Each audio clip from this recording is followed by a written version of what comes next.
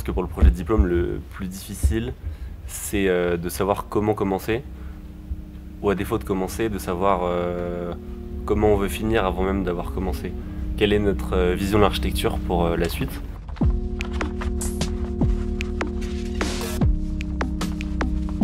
Le projet, c'est un peu cuisiné, genre il y a plusieurs éléments à prendre en compte qu'il faut mettre ensemble d'une manière ou de l'autre pour réaliser un projet. La maquette, c'est un peu comme un gâteau, surtout quand on faisait du plâtre, qu'on devait créer tout le moule à côté. Je voyais vraiment comment faire un peu un gâteau, tu mélanges des ingrédients pour avoir le résultat final. C'est un peu comme le sculpteur et puis la matière qui doit sculpter. J'ai l'impression que les architectes, en fait, on est un peu les sculpteurs de maquettes. Mais en fait, l'architecte, c'est aussi plein d'autres compétences qu'on apprend très peu, qui est la médiation, la rencontre avec son contexte en plus grande profondeur, parce qu'en fait, au final, tous les outils qu'on utilise, que ce soit le redessin, que ce soit la maquette, que ce soit ce qu'on a l'habitude d'utiliser jusqu'ici, ça, on sait le faire. En fait, c'est toi face à ta feuille, face de 6 ans d'études, de ce que tu as retenu, ce qu'on t'a appris, ce que tu ne veux pas faire aussi. Mais du coup, pour savoir ce qu'on veut, il faut savoir aussi qui on est. Donc c'est un travail d'aller chercher au fond et ensuite de trouver le sujet qui est pertinent, quoi.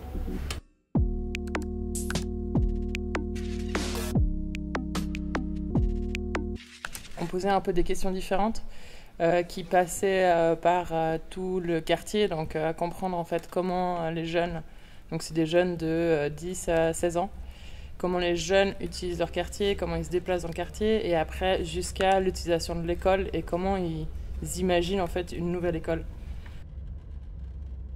Et surtout si on pense que les enfants ont quand même une perception beaucoup plus tactile du monde que nous. Peut-être que la vision des fois prend moins d'importance et puis que les matériaux et les touchés, leurs sensations deviennent soudainement beaucoup plus importants.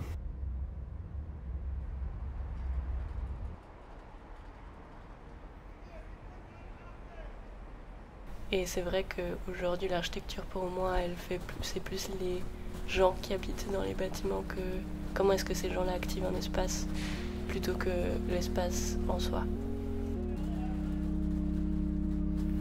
En fait, le site me vient en tête quand je pense à mon projet parce que c'est de là que je dois partir pour le projet. C'est un peu cet endroit sacré, naturel. Tu as cette humidité et peut-être tu peux trouver un refuge quand il fait vraiment chaud dehors. Le but, c'est en fait de retrouver une petite mixité à petite échelle et de réactiver en fait un village qui est plus qu'une cité dortoir finalement. Je trouve que l'architecture est un thème tellement vaste qu'elle s'arrête vraiment, elle n'a pas vraiment de limite. Car un peu quoi qu'on fasse, on parle un peu indirectement de l'architecture. Le projet de diplôme, c'est pas qu'un projet d'architecture, c'est aussi un projet très personnel. C'est intense. Comme à la fin, on voit tous ces jolis dessins et les maquettes, tout c'est super et on est tout content parce que c'est terminé, mais le processus... Il y a des sortes d'accélération, des mouvements. En fait, quand on est pris par un projet, ça nous porte à nous donner, mais de nous-mêmes jusqu'au bout. Presque une sorte de thérapie, je dirais, de faire un projet comme ça parce que ça m'aide à penser pour moi-même aussi. Donc c'est pas qu'un projet d'architecture, d'études, mais c'est aussi une manière de vivre tous ces thèmes et ces sujets. Qu'est-ce que j'ai appris pendant 5 ans, 6 ans, 7 ans? Et ensuite, qu'est-ce que je veux travailler?